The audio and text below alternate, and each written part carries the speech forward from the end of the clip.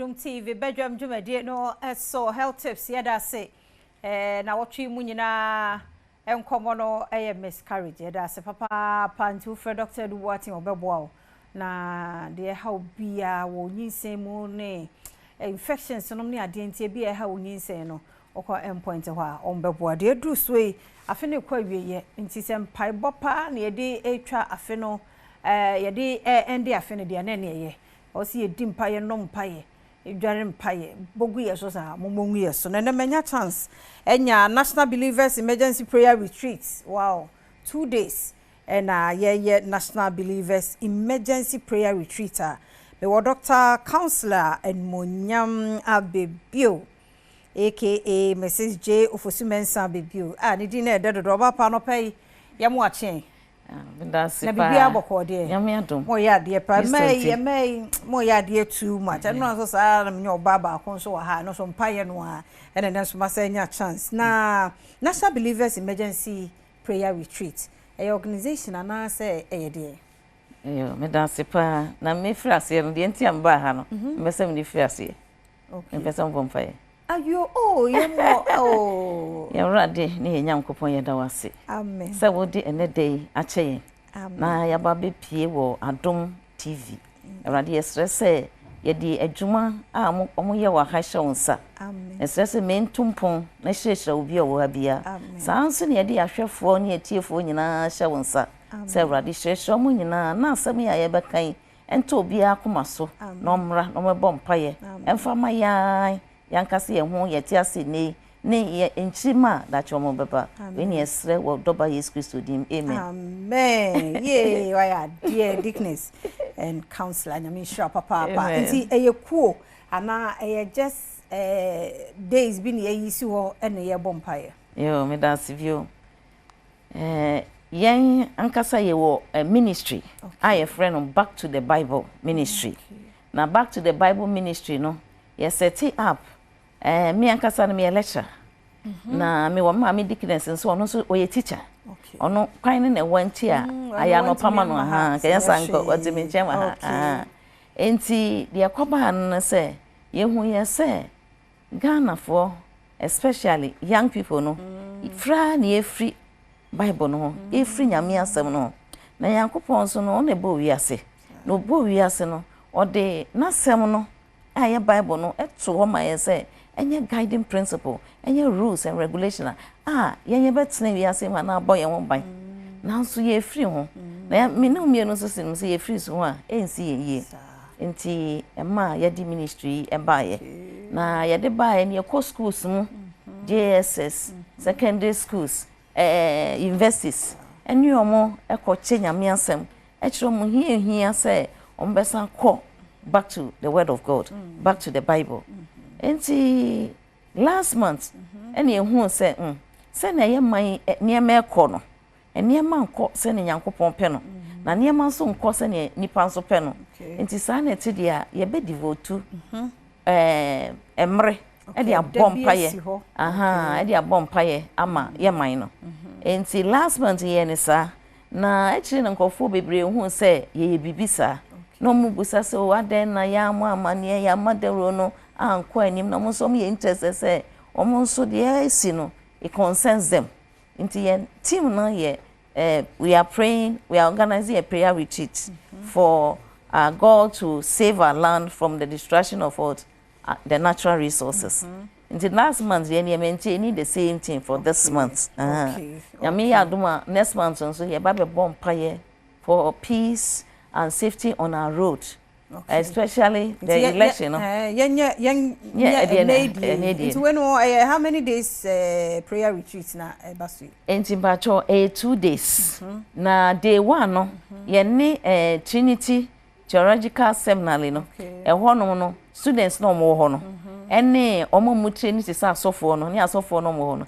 Na Trinity Seminary ho na asori wo ho. Enti day 1 na de Trinity United Church. Na ye in collaboration one on the start. They done one year Friday 6 p.m. Mpacho na Thursday ochina ochina kwa okay won say mo ha ne obeba ha no enye izesa ye di come back early in the month and sana omo kasi yemfa krata amra enti ya be go through na ya betra ha ne de aba no de no aba enti na ama ne ne ochina mpa twa ochina kwa ochina na memenda na ochina ya start 6 pm enyumre 6 pm ekosi 9 pm eno no mpa twa eno ye no wo Trinity United Church. Okay. Ewo Trinity Theological Seminary ho. Na mpacho Trinity wo Legon. O Legon nechi. University of Ghana nechi. O pesa uko Ideal College. Na afi wo drive ya ko UPSC. Eho na ewo. Okay. Eho na ewo. Okay. Okay. Na ho amu apart from wo any Auntie Mercy, Dickness Mercy, ho amu biem na eba Jumedie na se okay mpacho ye penny mu bia ono so oye Deacon okay ono so oba ye friend no Deacon Kakariose ono no ye adwuma wo EPA Environmental Protection Agency nti ono na ye keynote speaker ansana ye sofo bimpon a adwumadie esi ne nanso no ono so ye very passionate about natural resources na say no ono so okay kan ye friend no the very Reverend Dr. Abedu Kwashi. Ono na ye head of the Trinity United Church. Ono also na ye chaplain for the seminary. Enti ono na edwumadie ni tine na so. Nipa speakers miensa. Speakers so omo at the topic ne ba na abosom pa. Yeah, maso afa ebe yi videos. Ye hu senia eniema tse esan se ye believe say ye wrade Yesu no ono oba ye no o heal spiritually and physically na nyame asem so kire say me man if the people who are called by my name will humble themselves and pray and pray I'll heal their land and see ye believe say onyame no ono no bo ade nyina ono no bo asase no ono no bo nua na se du bribi na ye nipa se ye se ni nyina ne ya na chebe se be kakra no ye be den na yankasa asese wo bi asane atene ya se betimi ababie enti bacho obia betimi ababi obia betimi abo na mo ni titiri ne se agidifo Kristofo mama ye nsori emre na so Esther osori ye obompa ye onyame je no emra eba se Joshua waso mo bompa ye ma Jericho afeso na eden bugo ama munya akwan eko promise land Yakopon enti no yanso ye believe say yanso ye bompa ye nyame beye nyame so boye oba ne be ma nti ye de ne de obi a oba be ma kora obi via kanon kuma say ade na ekoso no ma me anya galam say nko anti Friday 6 p.m. na Saturday time no so your time be mpacho yo Saturday time no so Saturday no anopa me de be ya eno ya anopa eno no from 7 p.m. 7 a.m. anopa 7 a.m. ekosi 11 a.m. na eno no ye bompa ye suwa frewade ne mo fasting kakra wo ye be fast anopa no at 11 ye be fast 12 okay enti eno no enti ye wie nso so ye be brainstorm say ye agivdefo na ye Kristofo no edie ben na spiritually ni ebetimi aye na physically ni practically na die ben so na ebetimi aye ni aye make sure say ye hwe Genesis 1:29 ho no o se Nyankopon obodua no kan say enye aduane maye na ye san fansa ye ho yare ye san ko Genesis 2:15 no eno so we kire say Onyankopon bo ade nyina no o de hye nipa nsa na o de hye nipa nsa na ye say o se keep it na keep it nti are we keeping it are we being good stewards nti eno na ye mpese ye betena ho na Kristofo ya ye hwe han na de ko Nyankopon beba na maka say ewom say me na me boss ade we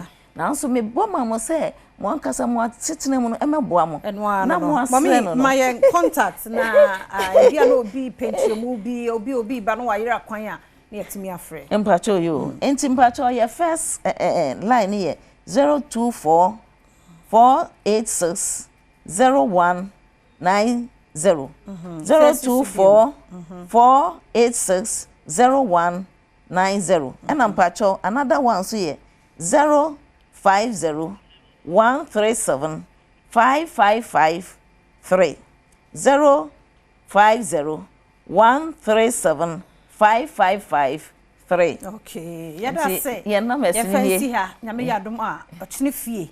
Enwumre 6 p.m. theoretical seminary. Trinity theoretical seminary. And Sunday, Saturday, the end day, 7 a.m. to 11 a.m. How do you be fasting? Kakra. Or not the end fasting. But Saturday, the Thomas Kobe, 5 a.m. to. Obi am ready. It's say. And you will be cost what? Say, your natural resources. Yami yadwe be share ho. Na dia mai. Yami share papa. But say ya kwa and I bought last mpaye wadaro. Yo, ya brade ni enyankopon ya da wase. So wa maye akwanya kekra kawe. Na ya ba Adom TV. Brade yesre se obi bia obeti sansem ya ye ken. Obehu ne se e consensus him, e consensus posterity. No beba be kan ye ho na 2-day prayer retreat. Obaba join ye e Trinity Theological Seminary. Ni e de mpaye eni esun afre nyankopon. Yeda wase ma Adom adwuma no so Awurade ma multimedia entumpon se na edu akire na enkoso na nya greater and greater na ye mu bi mu ye ba o ma ye Adom eni esro enende nyina amen. Ye sister on se ye nyame jawo nyame shro that's it nyame shro bia shro ti ye kwaba na afi ya to so ye kwaba sisi